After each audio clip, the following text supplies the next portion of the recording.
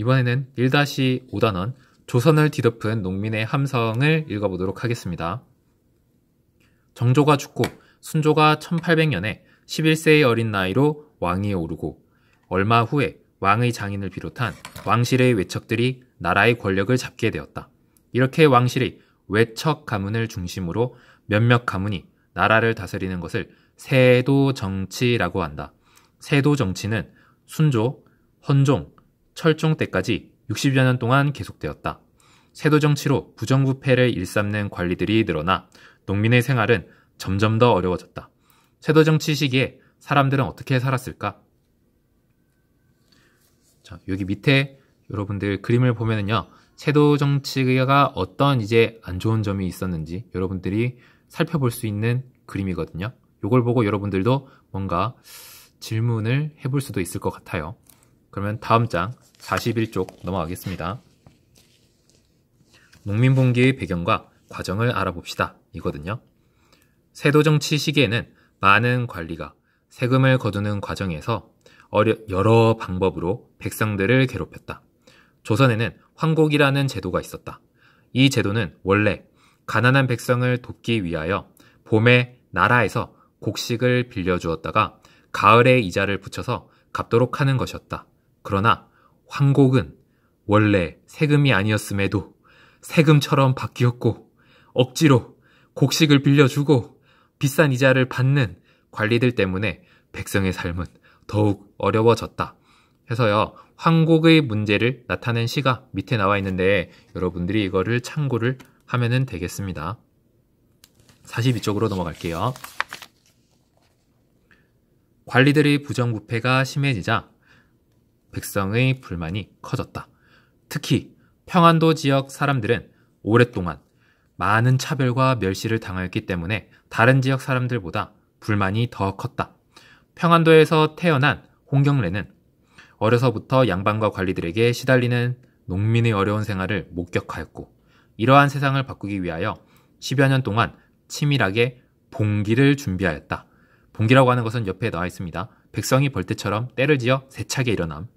1811년 홍경래는 세도 정치와 지역 차별을 비판하면서 평안도 사람들과 함께 난을 일으켰다. 홍경래 군은 열흘 만에 청천강 이북 지역을 장악하였으나 광군의 대규모 토벌 작전으로 정주성에서 진압되고 말았다. 홍경래의 난은 실패로 끝났지만 그 뒤에 일어난 농민 봉기에 큰 영향을 주었다. 해가지고요, 밑에 그림은 광군과 홍경래 군이 대치하는 모습을 그림으로 나타낸 거거든요. 네, 여러분들이 참고를 하면 되겠습니다. 43쪽으로 넘어갈게요. 43쪽.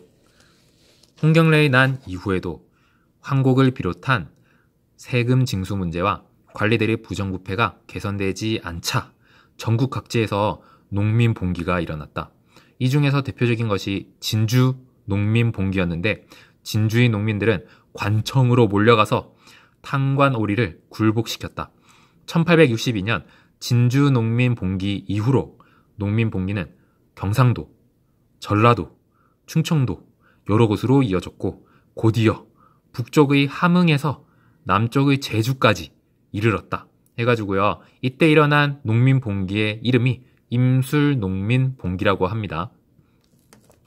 홍경래의 난이 일어난 지역이나 진주 농민 봉기가 어디서 일어났는지 진주 지역 이렇게 표시한 지도가 있습니다.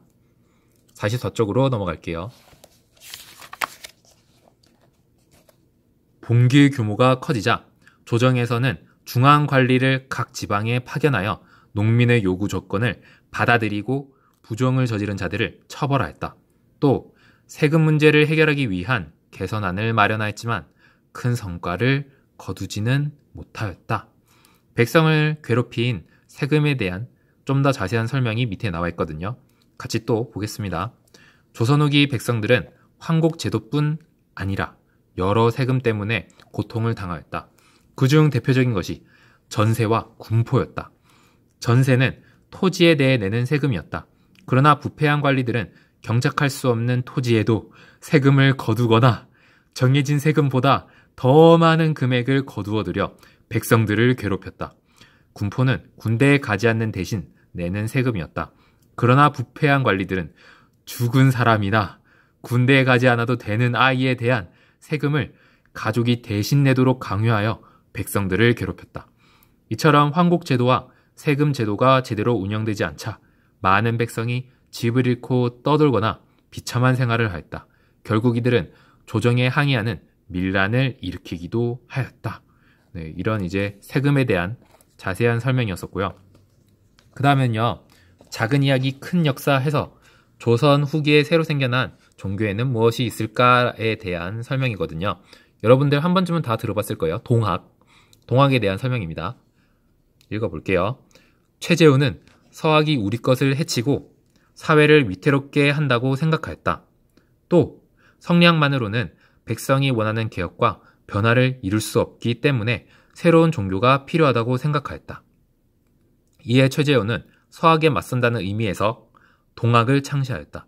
동학은 서학에 대항하기 위하여 만든 것이지만 전통적인 민간신앙, 유교, 불교 및 서학의 좋은 점을 받아들였다. 동학은 인내천과 후천개벽 사상을 내세웠다. 인내천은 사람이 곧 하늘이라는 뜻으로 모든 사람이 평등하다는 사상이다. 후천개벽은 지금의 세상이 끝나고 백성이 바라는 새로운 세상이 열릴 것이라는 사상으로 당시 살아가기 어려웠던 백성에게 새로운 희망을 심어주었다. 그러나 이러한 사상은 신분차별을 중시했던 당시 지배층에게 받아들여지기 어려웠다. 조정은 세상을 어지럽히고 백성을 속이는 종교라 하여 동학을 금지하였고 최재우를 처형하였다. 백성에게 퍼진 동학은 이후 동학농민운동으로 이어졌다. 해가지고요, 최재우가 동학의 교리를 알리기 위하여 한글로 지은 가사집 용담유사에 대한 사진입니다. 참고로 하면 되겠습니다. 네, 오늘 여기까지 읽고요. 여러분들이 수고했습니다.